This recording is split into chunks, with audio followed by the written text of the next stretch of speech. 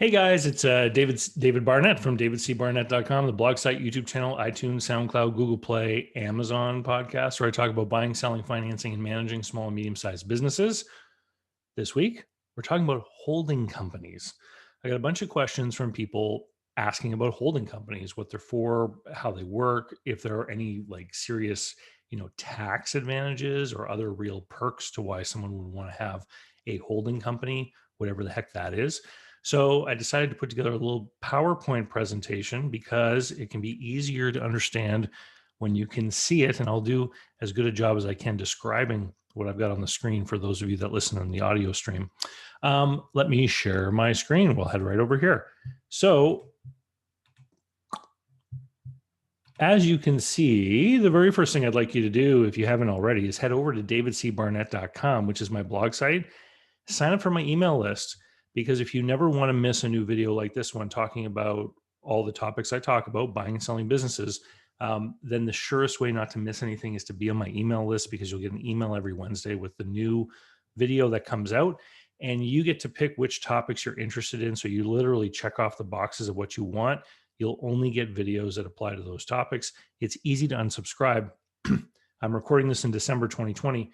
The other big advantage to being on my email list is that the email list recipients are the only people that get the holiday chat recordings, which are 1 hour actual consulting calls with people who've paid to talk with me about buying, selling, financing, and managing a business. And so if you want to see those videos or hear the recordings, you need to be on the email list.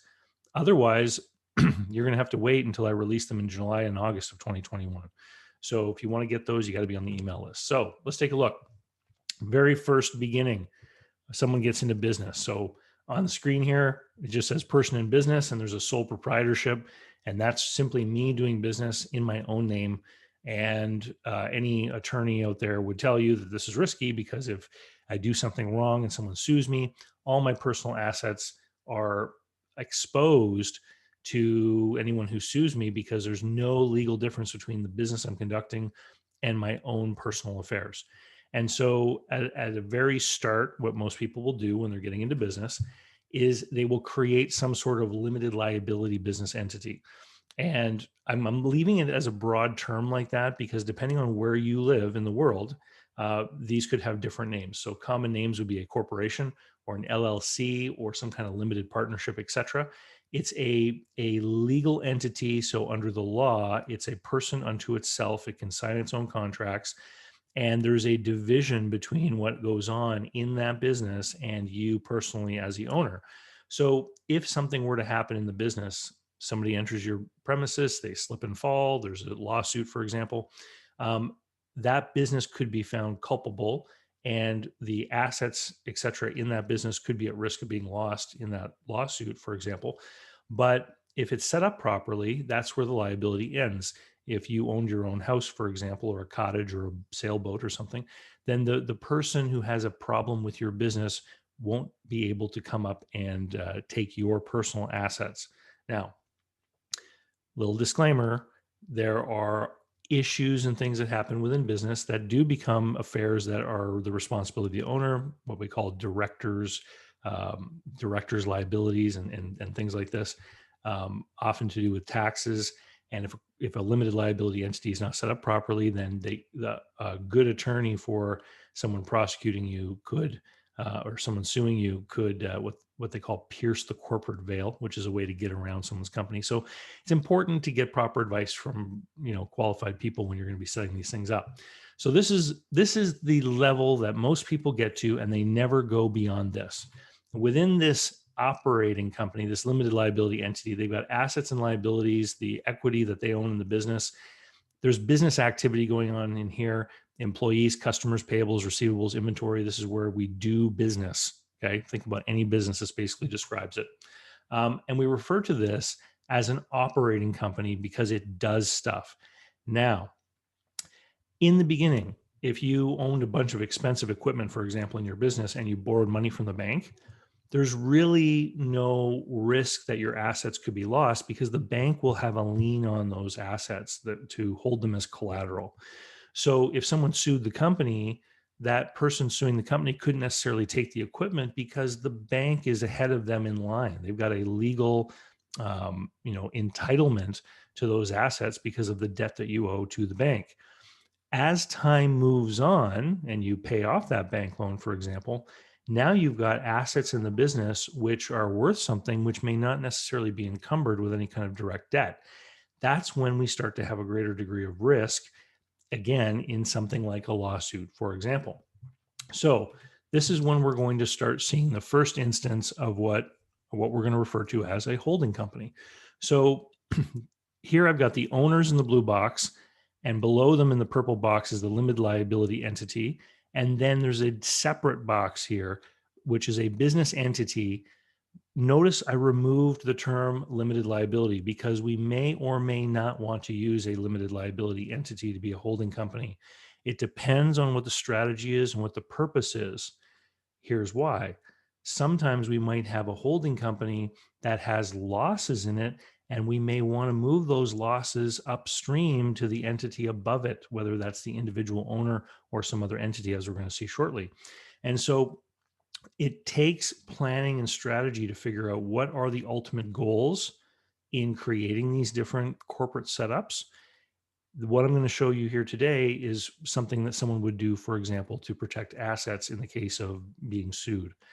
So we've got our operating company and we have a business entity which has important assets only, as it says there. And so I'll give you an example. I've got a friend of mine here locally. He's in the construction industry. The construction business only owns a few pickup trucks and some other minor pieces of equipment. All of the other major items of equipment that they own, the biggest pieces of equipment, are held in a holding company and are leased to the construction company. Why?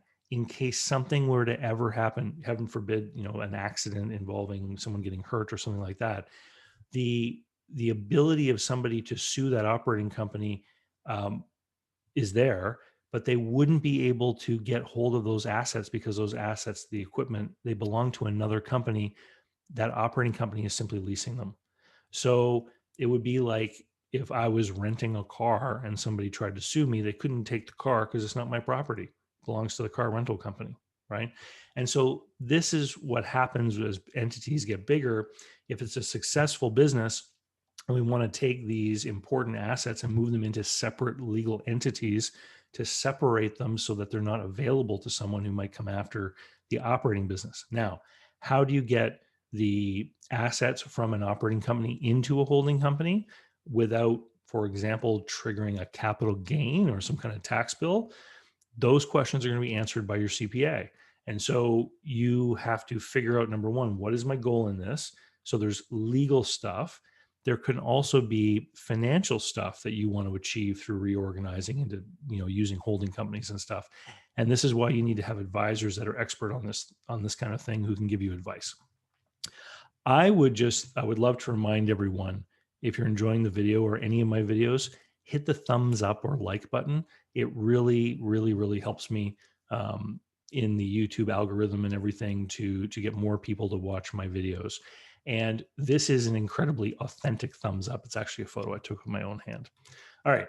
So what then is the next iteration or evolution beyond the owners owning an operating company and a holding company? Well, you might want to add another layer between the two. And so in this example, we have the owners who own the shares of a sharehold co, which is simply a holding company which owns the shares or ownership interest in other companies, in this case, the operating company and the holding company.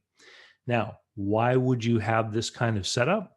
This kind of setup adds another layer of protection or separation between the operations of the business and the ultimate owners, at the very top, who are ultimately going to benefit from the corporate, the business enterprise.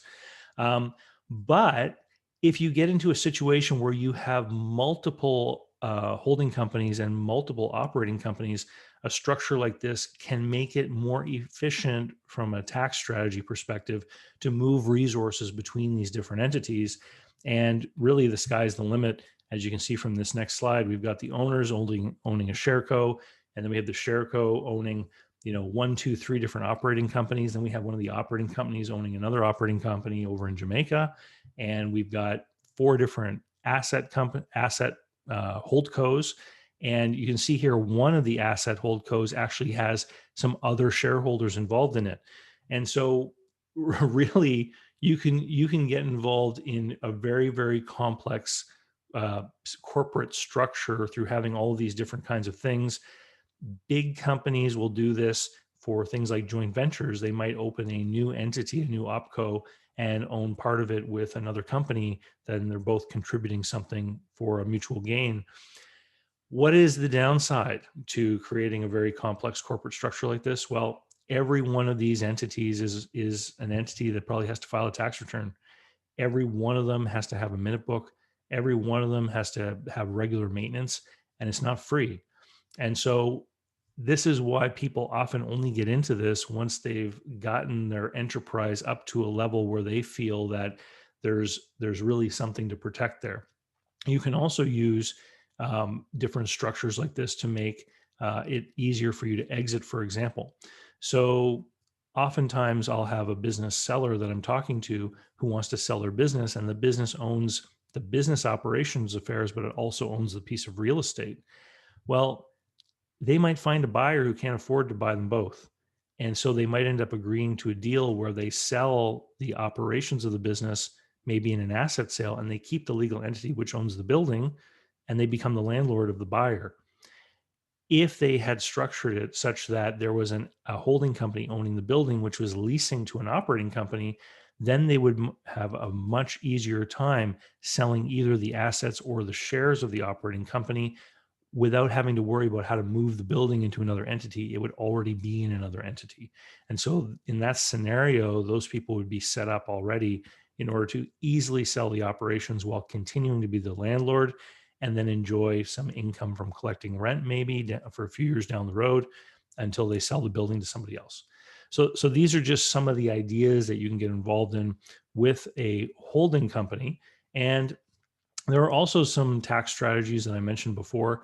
So, for example, if you can imagine an asset holding company which has a big piece of equipment, there might be a depreciation schedule that is a declining balance depreciation, maybe 30% a year. If that holdco is leasing the piece of equipment to an operating company for a set amount per month over many years, for example, whatever the contract agreement is, that Holdco may have financial losses in the beginning because of the depreciation. And if those losses can be moved up to a parent, for example, then there could be some tax strategies at play. Eventually, it's not tax avoidance, it's tax deferral, because eventually that's going to play in the opposite direction. Once the depreciation expenses go lower every year, soon that lease income is going to exceed the expenses of the depreciation, and then the holdco is going to start to have profitability. And so again, this is complex stuff. You need a proper team of advisors, CPAs and attorneys who have been involved in this kind of thing before and can give you some advice. It's not cheap, which is why, again, we only see this kind of thing as companies really grow and become successful.